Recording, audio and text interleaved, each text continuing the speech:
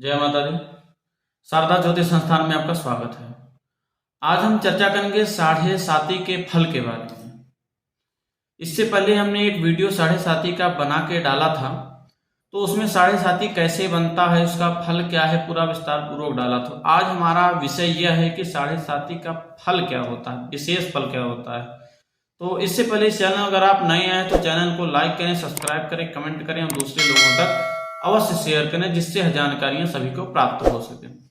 तो आइए हम जानते हैं इसके बारे में। तो पिछले वीडियो में तो हमने बताया कि साढ़े साती कैसे बनता है, तो आप पिछली वीडियो जाके देख सकते हैं कि कैसे साढ़े साती बनता है। तो आज हम चर्चा करेंगे इसके फल के बारे में। तो जिसकी साढ़े साती चल रही है, जिस जातक या जातिका की, जातक यानी लड़का, जातिका यानी लड़की, जिस लड़के या लड़की की या जातक या जातिका की साढ़े साती चल रहे हैं, तो उसका फल क्या होता है। साढ़े साती का 3 चरण होता है। ढाई वर्ष का तीन चरण होते हैं, तो 7.5 होगा। तो जो पहला 2.5 वर्ष होता है, पहले 2.5 वर्ष में जातक को थोड़ा बहुत परेशानियां चालू होती है। जैसे परेशानियां किस क्षेत्र में होती है, सबसे बड़ा कार्य क्षेत्र में। कार्य क्षेत्र में उसको बहुत ज्यादा परेशानियां होती हैं कि अब कोई भी कार्य जातक करना चाह रहा है तो उसमें कार्य हो नहीं पा रहा है। 1 नंबर 2 नंबर से नौकरी रुक जा रही है। जीवन में जैसे व्यापार ही कर रहा है तो व्यापार नहीं चल रहा है, सब रुक गया है। मानसिक रूप से एकदम परेशान हो जाता है जातक। अब क्या करें, जीवन में कहीं भी कुछ नहीं कर पाता। 3-4 जगह सब कुछ परेशान है। वहां नौकरी कर ले, वहां नौकरी कर ले, यहाँ व्यापार कर ले, यहाँ कुछ कर ले, यहाँ पैसा फंसा दे, कहीं पैसा भी फंसाता, पैसा भी फंस जाता है।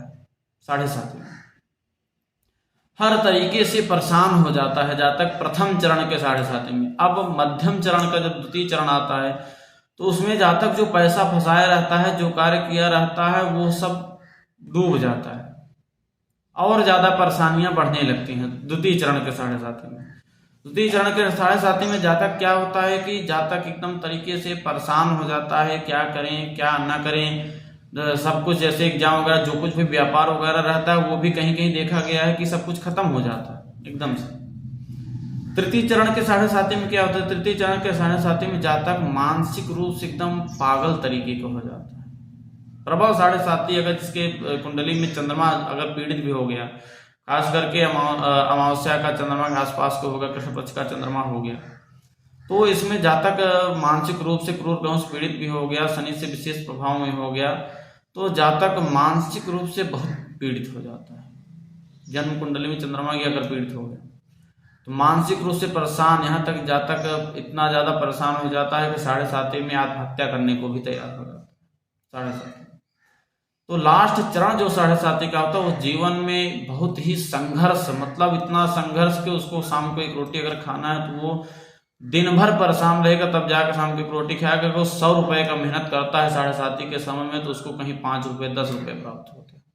इतना संघर्ष रहता है साढ़े साती। तो साढ़े साती जैसे ही, अब तो 7.5 साल जैसे क्रॉस होता है, तो साढ़े साती क्रॉस होने के बाद क्या होता है कि जो जातक 7.5 साल परेशान जिस क्षेत्र में रहता है, जैसे मानते हैं नौकरी के क्षेत्र परेशान कि व्यापार हमारा नहीं चल रहा है, 2-3 व्यापार चेंज किया, उसी के बीच में 2-3 नौकरी उसी के बीच में चेंज की, लेकिन कहीं भी लाभ देखने को नहीं मिल रहा। वो उन्होंने तैयारी की, पढ़ाई की, तैयारी की, जो जातक तैयारी कर रहे हैं, पढ़ाई कर रहे हैं, नहीं एग्जाम दे रहे हैं, नहीं पास हो पा रहे हैं, 1 नंबर 2 नंबर से रुक जा रहा है, तो वही तैयारी उनकी, वही जो कुछ भी व्यापार नौकरी में जो तैयारी किए हैं, जो कि वही 7.5 साल के बाद वह जिस क्षेत्र में तैयारी करेंगे, जिस क्षेत्र में आगे बढ़ेंगे, उस क्षेत्र में एक अच्छे सफलता को प्राप्त करते हैं।